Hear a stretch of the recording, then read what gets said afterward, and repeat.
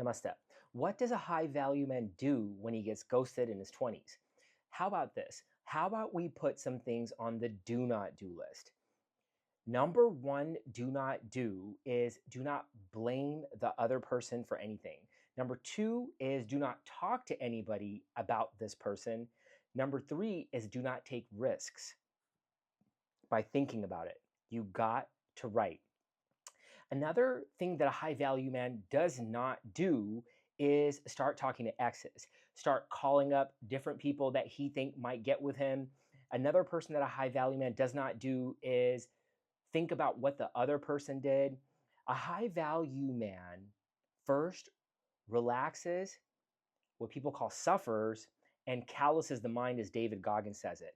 You gotta sit down in silence for maybe a minute, an hour, a day, a week, a month, years, without talking to anybody about it, without asking anybody for advice, including me. I'm not giving you advice right now. Don't take advice from me. Not thinking about it, but writing about what you did to affect the situation. You are in a relationship. Let's say that you guys are going out, you guys are texting, you guys are having a good time. When you're done with a date or you guys hang out, meet up, be intimate, you guys have great conversations.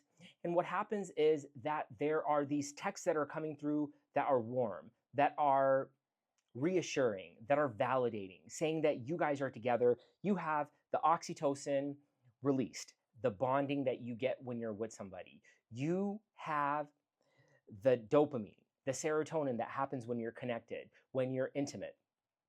But what happens when you get ghosted is that all of this gets taken away, comparable to cocaine addiction. Interestingly, I've been ghosted many times, and I was addicted to cocaine about 7 years ago. I can understand and empathize what people are going through. I am a board certified practicing family doctor, but I'm not coming to you here as an advisor. I'm not coming to you here as a medical doctor. I'm coming to you here as a patient. I got ghosted just recently. And what am I doing as a high value man? And what is a high value man anyway? It does not mean that you're some great person. It does not mean you're some sage. You're giving advice as an elderly wise man. It does not mean that you are on a pedestal. This is a man who sticks to his core values. That means I am not going to mess up my spirituality, my mind. I'm not going to mess up my physical health. I'm not going to mess up my sexual health. I'm not going to mess up my core values health, my recreational, my integrity health, my time health, my executional health. Does that mean these things are going to be operating on all cylinders? Heck no, Spaghetti-O. You don't want it to be. Are you going to feel bad? Yes, you should feel bad. Are you going to cry? Yes, you should cry. High value men feel bad. High value men cry, but they give themselves a time limit on this. And then another thing that a high value man does is accept it, embrace it, understand it, come to the vision room. I'll show you a little bit more towards the end of the video on how I process some of these things, and then learn a new technique. As an example, I am learning how to meditate on breathing. Again, I have sat down, I've done breath meditations. For example, I would sit down and just take a breath, feel how it is in my lungs. But I had lost some touch with that. And my meditations typically are writing. Everybody has their own different types of meditations. I do body scan meditations where I'm grateful for my feet, my knees, my body. I also do meditations on hearing, eyes, nasal, smell, taste, fingers. Those are the meditations that I'm doing, but I wanted to get a new skill set. I listened to an audiobook on meditations because I approach life with a beginner's mindset, another thing that a high value man does. And as a beginner, even though I'm a mindfulness expert, I've developed a concept called mind hygiene, which is a writing technique supported by medical evidence that will help you feel better at least 60, 70% of the day, especially when you're going through a crappy time like this. I still approach life with a beginner's mindset. Another thing is that when you get ghosted, you don't want to communicate with judgment. You want to understand what the other person is going through. You don't want to blame and you don't want to play a victim. You want to be able to grow from the situation and try to inspire from it and then share values. As I'm doing some of these things, just happened just like less than a week ago. I got ghosted, and I'm like, what did I do in the situation? How did I affect the situation? What can I do to stay within my core values? I was just recently addicted to sugar. I quit eating sugar. I'm not going to go out of my core values and compromise my beliefs because something happened to me and the external environment was not under my control anymore. What I did was I also said, look, I need to go work out. But usually I go to the gym 4 times a week. But you know what I did? Instead, I worked out, I think today for maybe 5 minutes. But I was very happy with that. I was just planning on doing one push up. I stayed within my core values. I shared the values with myself. I kept the relationship with myself intact. I didn't compromise my values. I did go to the gym on Saturday, the day I got ghosted, and then Sunday also I went to the gym. But Monday, Tuesday, Wednesday, I think Monday I must have done some air squats, some lunges. I must have done some I did some lunges and air squats and then calf raises. And yesterday I did some pull-ups, maybe like 20, 30 pull-ups here on a bar instead of going to the gym, usually what I would do. And then I did some push-ups today, maybe like for a few minutes.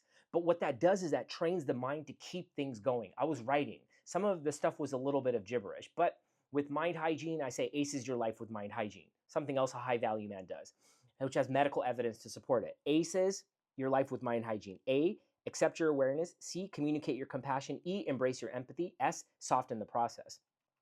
When you accept what happened, radically you're looking for a solution because there's nothing to fix, there's nothing to fight, overcome, block out, be strong, be positive, or negative. That's all out the door now because you've accepted it. And medical evidence supports accepting the awareness that this happened. Communicating with compassion. What's the next action step that you're taking? Compassion, I believe, is intense action. 1 second at a time is fine. I'm just going to sit down for 1 second. I'm going to write. I'm going to sit down for 1 second and do a push up. Let me stay within my values. E is embrace your empathy. Understand what you did.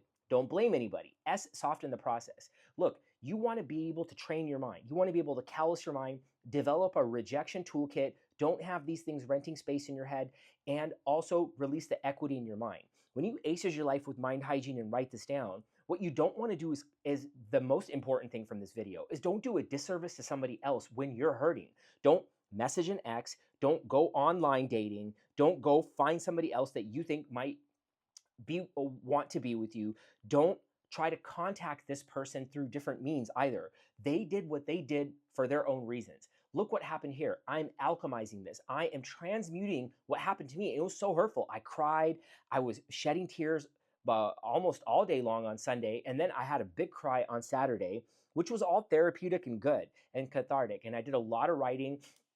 I wanted to eat sugar. I wanted to talk to an ex. I wanted to go online dating. But what I did was I stayed within my core values and I was like, gosh darn it, let me transmute this and let me inspire other people as I'm going through the journey of being heartbroken. If I was 26, if I was 22, what would I have done if I got heartbroken? This is the big question, right? Is I would have started smoking probably more. I probably started drinking more. Oh, definitely called everybody that I know and started blaming them, blaming the other person, hoping that the person that I talk to would agree with me and say that they're a bad person so I can feel better. What is all of this? This means that I don't believe in myself. This means that I don't believe in my core values. This means I don't trust myself. This means that I don't trust myself. I don't believe in myself. I don't believe in my limitations. I hate myself. That's why I need external validation. That's why I need to put somebody down. I need to feel better by finding somebody else. And then what happens is that you're approaching it with a resentment approached bias. What does that mean? That means that you have a resentment towards this one person, and inevitably you're going to take it out on somebody else. Inevitably you're going to take this resentment out. Maybe even when you meet them. You know what? I've been dating and this is what happens, and women are doing this all the time to me. And you know, I was doing all of the right things and I was nice. I didn't say anything bad, but then this person ghosted me. Can you believe they did that? That's not the conversations that you want to have with anybody but yourself. And why am I saying that? Is because you need to understand why you're doing that. You need to aces your life with mind hygiene. Accept your awareness, communicate your compassion, do something, take an action step that you love yourself. Embrace your empathy. Understand it. Don't make it seem like it's hard. S, soften the process. Don't make it seem like it's difficult, too much, stressful, anxious. It's my ADD. It's my depression. No, don't blame anything. Understand it and try to inspire from it and try to see how you can alchemize that into a purpose. Try to see how you can transmute that into helping somebody else. And interestingly, that's what I'm doing here. as I stay 100% single, which is something that I would not have done when I was 26. I would have talked to exes maybe, I would have texted somebody, I would have gone online, I would have tried to find a date. I would have been like, I'm not good enough, I'm stupid, I'm dumb, let me hurry up and find somebody that will respect me. And that's a very tough life to live. It's a very tough life to live not respecting yourself, looking for external validation. And here's the tough part about it is when I was younger, it was mindless. I bet that what this girl did to me when she ghosted me, I've been ghosted by many girls, right? But this was a little bit different because this was a period of time we were together. Now, it developed in its own way. I'm not sure if it was a full-blown relationship, but we were talking, texting, and it was good. But the ghost hurt a little bit more to a point where I'm like, I got to stay down. I'm not going to do what I did in my 20s by disrespecting myself, by not loving myself, by not being a high value man. I'm going to stick to the 4 charismatic techniques that I've learned after reading a book called The Charisma Myth, which is focus charisma. I'm still going to stay present. I'm going to be aware. I'm not going to be mindless. A lot of the time, when people do a lot of these things, the behavior is mindless. That means they don't even know that they're doing it unless they write it down. But I'll show you the vision room here. Writing it down like 100 times. You got to write the same things 100 times before you talk to anybody about it. I accept my awareness. I accept that this happened. I accept that I was ghosted. I accept that I was mean. I accept that I did this wrong. I accept that I have low self-esteem. I accept that I hate myself. I accept that I have low confidence. But these are not bad things. The reason why is because now you have awareness on what you're actually thinking. It's like somebody who eats bad. I am eating a salad. Sometimes people will say, well, I see patients sometimes who are like, well, I've been eating salads recently, but literally, what did they have yesterday? Maybe a bunch of chips, some ice cream, but they may have had a salad a week ago. You haven't accepted your awareness, and awareness is not a bad thing. It's a bad thing when you don't have compassion for it. But compassion is action. It's not that I look good, I feel good. Oh, thank you. You don't want that to be compassion. You don't want air affirmations to be your compassion. I'm going to go run for 1 second. I'm going to write for 1 second. I'm going to inspire somebody for 1 second. And I'm going to keep on doing it. That's true compassion. Is action, relentless action when nobody's watching you. When nobody's patting you on your back, external validation. Same things that David Goggins says. And he's one of my biggest inspirations. He talks about training the mind, callousing the mind, and suffering. All that running that he does is suffering. What I'm doing right now is suffering. I'm staying down. But now I have an unfair advantage, is that I can inspire you along the way. I can inspire a patient along the way, hold myself accountable, because I would not like myself. I would disrespect myself if I was not doing what I am inspiring you to do. Remember how I said that. I didn't say I'm giving you advice. I'm not telling you at 26, at 24, 22 that this is what's good for you. But if you keep on doing this, what could happen is that you fix your emotions, you have resentments, you don't like yourself, you try to be strong, positive, talk to people. Then what happens is you choose the path of least resistance, you do things that are not within your values, you eat bad, gain weight, drink, drug, have problems with relationships, not have sustainable relationships, always fighting, always arguing, having financial trouble, then maybe losing your job and not having things you're medically unstable, you're having heart attacks, strokes when you're in your 60s because you're mindless to what's going on. Emotional trauma is what they call it. I call it something that you have not inspired from yet, which I learned in eye movement desensitization reprocessing therapy, is that you just have to reprocess this memory, figure out a way to inspire from it, and stick to your values as a high value man. And when it comes to this focus charisma, you're focused. When it comes to visionary charisma, I have a greater vision. When it comes to kindness charisma, I don't have anything bad to say. God, grant me the serenity to accept the things that I cannot change, the courage to embrace the things that I can, and the wisdom to empathize with the difference. And that's what I've learned over this time and you just keep on saying it over and over again so you don't go back to not being a visionary, to not being kind, to not being focused, to not having some type of authority as a high value man. The authority would be the life experience. You can develop these things.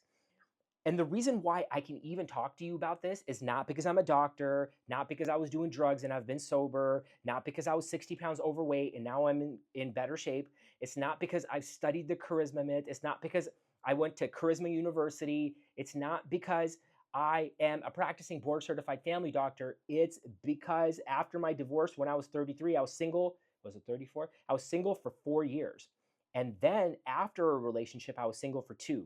And then I was single for 1. And now I've been single for a week. And I plan on staying single until I can forgive myself, which I didn't forgive myself for whatever I think I may have done, which I didn't do anything this time around. Forgive her and understand how to inspire from it and then move on to the next thing. And the reason why is so you don't hurt anybody else, you don't hurt yourself, and you live within your values as a high value man. If you're in your 20s and you want to be high value after somebody ghosts you, make sure you write whatever you're feeling down 1,000,000 times. Namaste. Oh, hang on a second. Let me show you the vision room. Here is the vision room. When you come here and you write these things down, you understand yourself a lot better.